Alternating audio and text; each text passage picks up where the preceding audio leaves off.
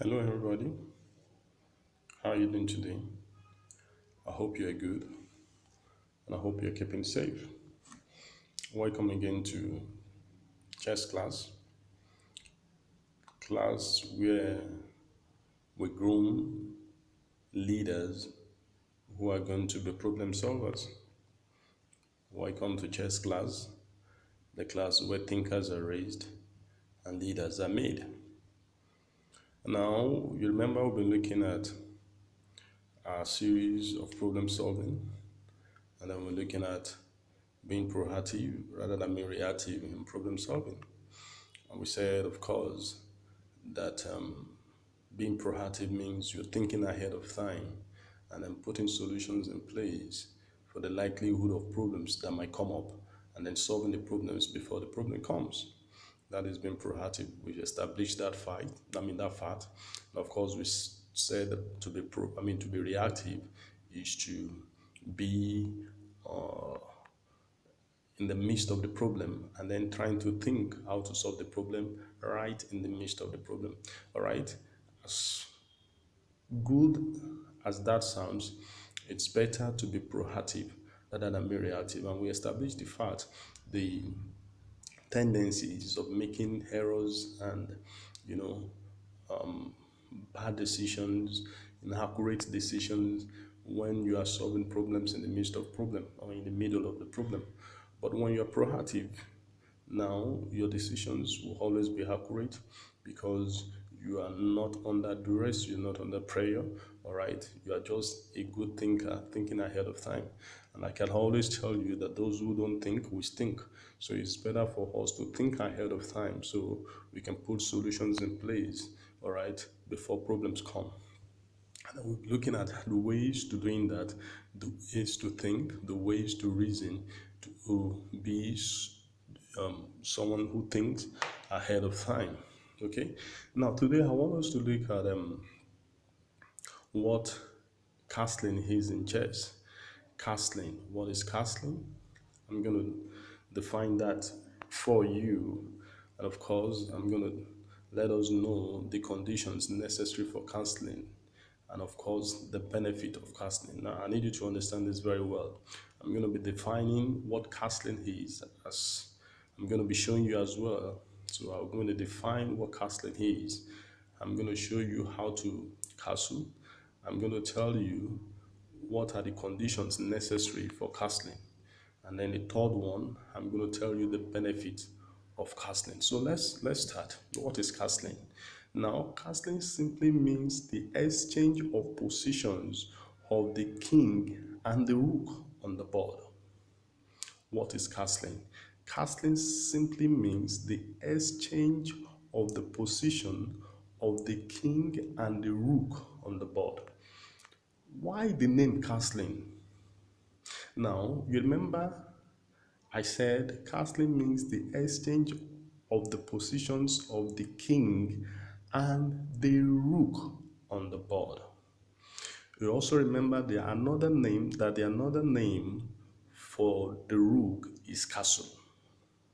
The other name for the rook is castle, and that is where the name castling came from.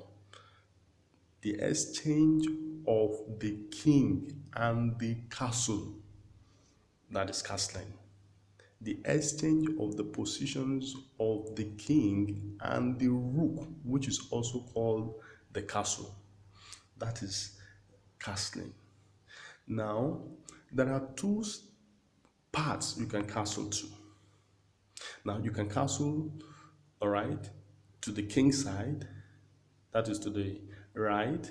You can castle to the queen side, that is to the left. All right, those are the two sides you can castle to. Of course, castling takes place for the white and of the black. So castling either to the right or to the left, to the king side or to the queen side. All right, now that is castling. What are the conditions necessary for castling? Number one condition necessary for castling is that there must not be anything between the rook and the king or the part you want to castle to. Let's assume I want to castle to the king side. there must not be the bishop in between, there must not be the knight in between. That means the pieces between the king and the rook must have been played. So there must not be any piece or pieces in between the king and the castle. Now, another thing is that you must not have played your king and the rook to the part you want to castle to. That is second condition. Number one condition, we said there must not be anything between the king and the rook, right, in that part you want to castle to. Now, what am I saying? What am I saying? Let's say I want to do this. Let's say I'm going to do this. Let me show you. Okay. What I'm saying in essence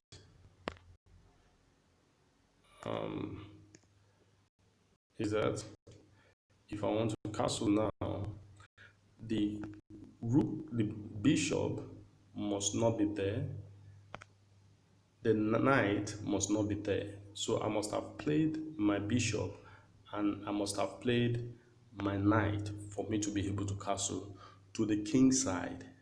Now this is the queen side. This is the queen side. If I'm going to castle to the queen side, I must have played my queen, I must have played my bishop, and I must have played my knight out for me to be able to castle to the queen side. Now, the second condition, I must not have played my king and I must not have played my rook to this side. If I'm going to castle to this side, I must not have played my king and I must not have played my rook to this side. The first condition, there must not be anything between the king and the rook to the side I want to castle to. The second condition, I mustn't have played my king and my rook, all right, for me to castle. Okay. Now, the third condition, I can't castle across a check line. I can't castle across a check line. If there is a check, I cannot castle. I can't castle when there is a check. Okay, those are the conditions for castling. Now, what are the benefits of castling? You remember I told you that the weakest pawn on the board is the f2 and the f7. The f2 and the f7. Okay, these are the two weakest pawns. So that is the weakest side of the board. Now, the benefit of castling is that you are moving your king away from the weakest part to a safer part. You are thinking ahead, okay, and then you're moving your king away from, you know, a dangerous area to a safer area. That is one benefit of castling. And of course, you remember, we're looking at being proactive. So you are moving your king to a safer side before the perilous time. You're moving your king away from danger even before the danger comes. All right, then you're putting your king in a safer place. Now, in our next class, I'm going to show you what you need to do even when someone have castled. All right, you might not be the one, of course, you need to castle, but you might not be the one castling. And in case your opponent castles, what will you do? I'm going to show you what you can do, all right, when your opponent castles. So let's see how to castle now, and let's see how those conditions and all of those things I've talked about, let's see how it goes. Now let's assume I play this. Remember, we're looking at castling. Now let's assume I play this. Okay, I play this. Now let's assume this guy too plays this. Let's say he plays this.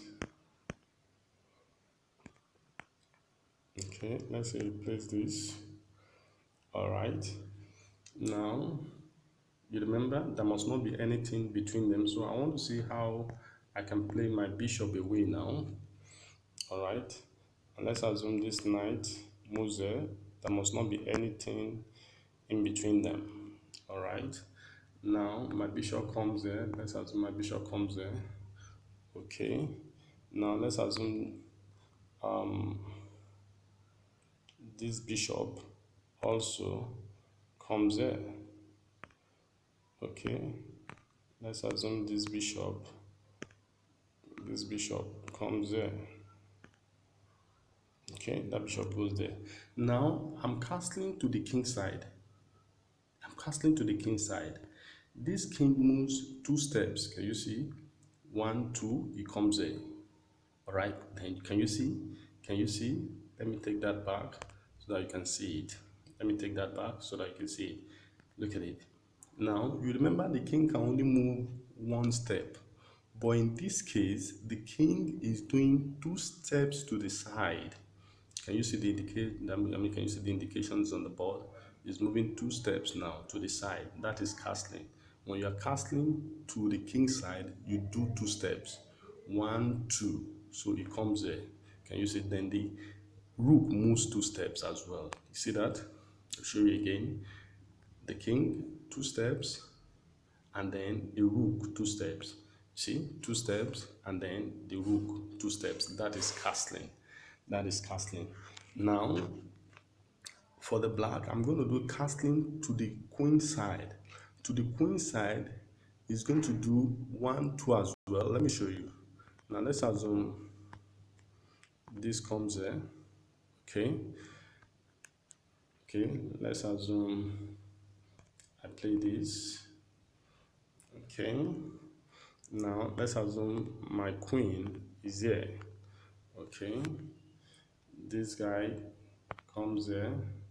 So this guy comes there. Now I want to do my castling. Now can you see? The king comes here 1, 2.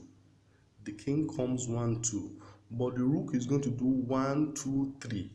That is castling to the queen side. Castling to the king side is 1, 2 for the king, 1, 2 for the rook. But castling to the queen side is 1, 2 for the king, 1, 2, 3 for the rook. Now let's see. Let's say my king comes there. Can you see the rook does 3? Let me show you again. All right, look at it. My king is going to do 1, 2. He comes there. All right, 1, 2. He comes there. The rook is doing 1, 2, 3. That is castling. That is castling. That is castling for the king in the white. I mean, to the queen side.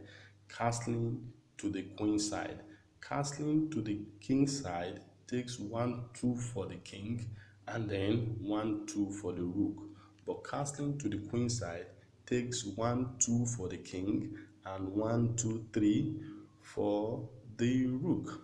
That is castling in chess. So it is very important for you to castle, to put your king in a safer position. Now, if you look at the king is very safe here. All right, the king is safe. Now he's been protected. You can see he's no more where the weak position that it was. It has moved from that weak position to a very safer position, and that is one benefit of castling. Now, next week, I'm going to show you, you know, doing a game while castling, and of course, and see it in the real sense of it while doing your game. Okay, and I mean, I'm going to show you what you need to do even when the other person castles. All right, thank you so much for this class. Thank you for your time. I'll see you in our next class. Thank you.